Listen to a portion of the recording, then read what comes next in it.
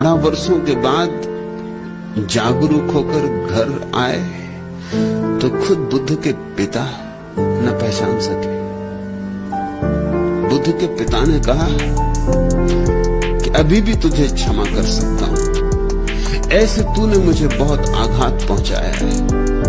इस बुढ़ापे में इकलौता बेटा तू मेरा और छोड़कर भाग गया, न शर्म न संकोच। ये भगोड़ापन और ये भिखमंगों का समूह इकट्ठा कर लिया। अभी भी लौटा, यद्यपि घाव गहरा है, क्षमा करना कठिन, लेकिन पिता का हृदय मैं तुझे क्षमा कर दूंगा।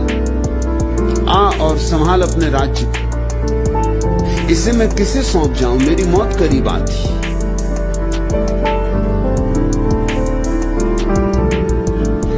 बुद्ध के पिता की आंखें क्रोध से भरी। बुद्ध ने कहा, मेरी भी सुनेंगे, मेरा निवेदन सुनेंगे। जो घर छोड़कर गया था मैं वही नहीं हूं। बुद्ध के पिता उस क्रोध में भी हंसने लगे और कहा, यह भी खूब मजाक रही। मैं तुझे नहीं पहचानता, मेरे खून से तू बना है, मेरे हड्डी मांस मज्जा से तू बना है। तू मेरा ही एक अंग है, मेरा ही एक विस्तार। मैं तुझे नहीं पहचानता। तू मुझे समझा रहा है कि तू वही नहीं है जो गया था, तू वही है। थोड़ा सोचो, बुद्ध के पिता भी ठीक कहते कि तू वही है, और बुद्ध भी ठीक कहते हैं कि मैं वही नहीं हूं। एक क्रांति घट गई है बीच में, चेतना में एक रूपांतरण हो गया है, लेकिन वह रूपांतरण तो आंतरिक है। वह रूपांतरण तो उनको दिखाई पड़ेगा जो झुकेंगे। बुद्ध के पिता तो झुक नहीं सकते। पिता भाव, अहंकार खड़ा है, वे तो क्रोध से भरे, झुकने की बात कहां। वे तो नाराज, वे तो क्षमा करने में भी सोच रहे हैं कि बहुत उपकार कर रहे। और जब उन्होंने ये कहा कि तू मुझसे पैदा हुआ, मैं तुझे नहीं पहचानता, तो बुद्ध ने कहा, फिर मैं निवेदन करता हूं कि मैं आपसे आया हूं, लेकिन आपसे पैदा नहीं हुआ। आप रास्ता थे मेरे आने के, लेकिन आप मेरे जन्मदाता नहीं। और मैं ये भी निवेदन कर दूं कि आपके भी पहले मैं था, और जन्मों में भी मैं था, और मेरे पिता हुए, और मेरी माताएं हुई। न मालूम कितने गर्भों से मैं गुजरा हूं, लेकिन वे सब मार्ग थे। उनसे मैं उत्पन्न नहीं हुआ था, उनसे गुजरा था, आपसे भी गुजरा हूं। आप जरा क्रोध को समन करें, गौर से मेरी तरफ देखें, मेरी आंखों में झांकें।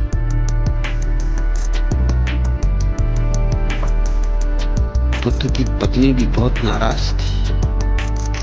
12 वर्ष बाद ये घर लौटे थे, 12 वर्ष का इकट्ठा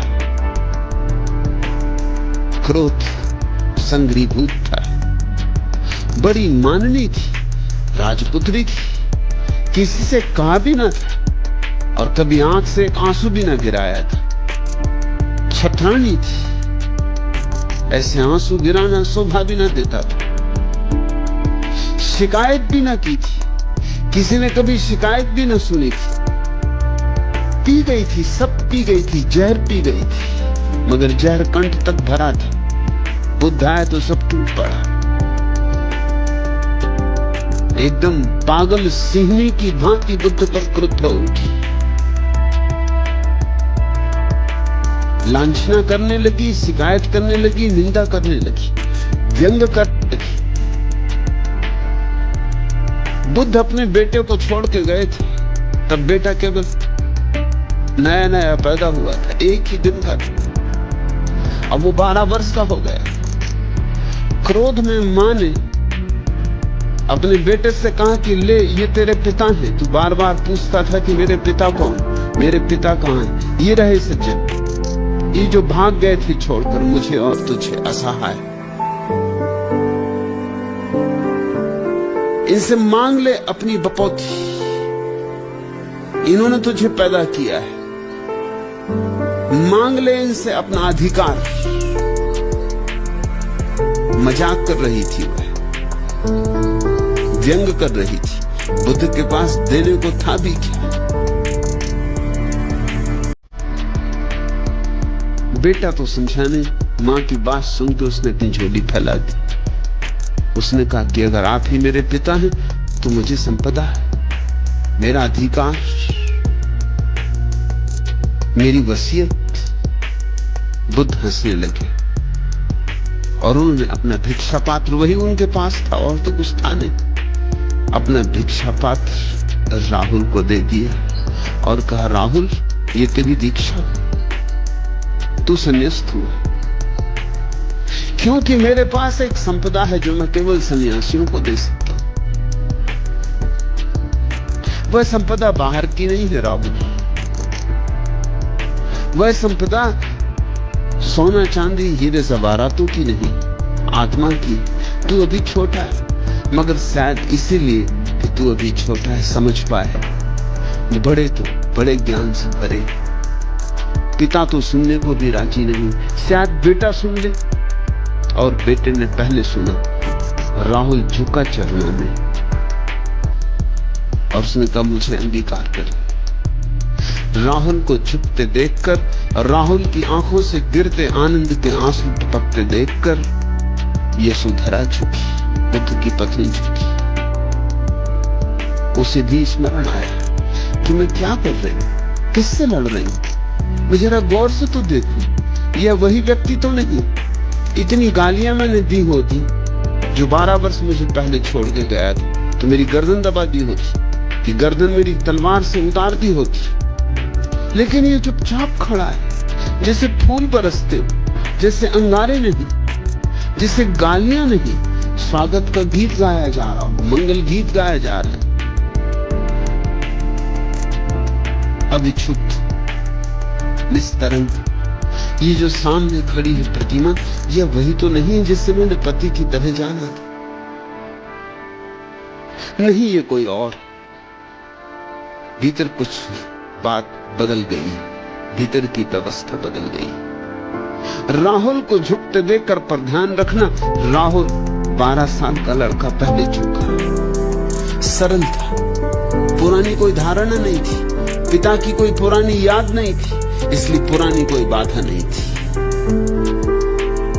इसलिए पुरानी कोई अपेक्षा नहीं थी। सीधा देख सका, बीच में कोई धारणाओं का जाल न था, आंख पर कोई पट्टियां न थी, कोई विचार न थे कि पिता कैसे होने चाहिए। पहली ही बार देखा था और अभिभूत हो गया था, आनंद मग्न हो गया था। अगर यही मेरे पिता हैं तो अहोभाव उतर आया था। निर्दोष उस चित्त में बुद्ध की प्रतिमा सीधी सीधी बनी थी।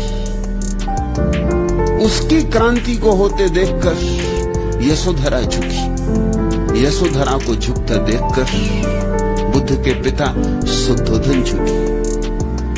फिर पूरा परिवार झुका।